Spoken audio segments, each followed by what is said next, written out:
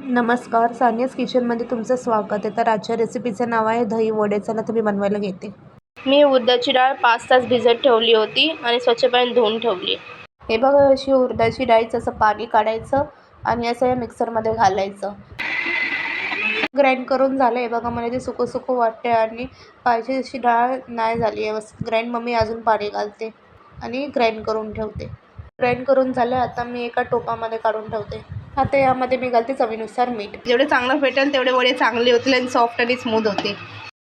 आता मी हे वड्याचं पीठ ह्या पाण्यामध्ये घालून बघते तरंगतं की नाही वरती. हे बघा, वरती तरंगते म्हणजे आपल्या वड्याचं पीठ चांगलं व्यवस्थित झालं आहे. हे बघा, कढई चांगली तापू दे. आता कढई चांगली तापली. आता मी घालते. आता एक एक करून मी हे पीठ घालते.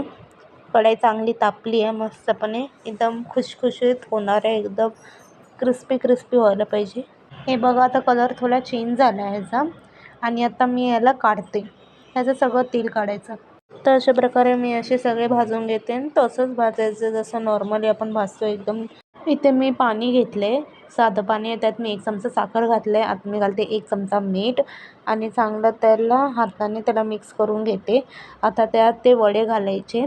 पण हां, ते वडे थंड झालेले असले पाहिजे, गरम गरम नाही घालायचेत. आणि 1 तास असं ठेवायचं. 1 तास झालेत. हे बघा कसे फुलले, टमटमीत झालेत. आता मी हे एक एक वडा घेते आणि त्याचं असं पाणी काढून घेते असं. तर असं एक एक वडा घ्यायचा, चांगलं पाणी पिळायचं. हे बघा, इथे दही घेतली आहे. आता दहीमध्ये मी घालते 1 चमचा साखर आणि चांगलं मिक्स करून घेते. तर एका प्लेटमध्ये मी वडे ठेवलेत. आता त्यावरती मी दही घालते. मी घालते गोड चटणी, तिखट चटणी आणि वरून घालते चाट मसाला, वरून घालते लाल मसाला, वरून परत दही घालते आणि गार्निश करते कोथिंबीरने. दही वडे तयार झाले. एकदा खात राहाल तर खातच राहाल. लाईक, शेअर, सबस्क्राईब करा. इतरांनाही शेअर करा ही रेसिपी. चला भेटू पुढच्या रेसिपीला. बाय.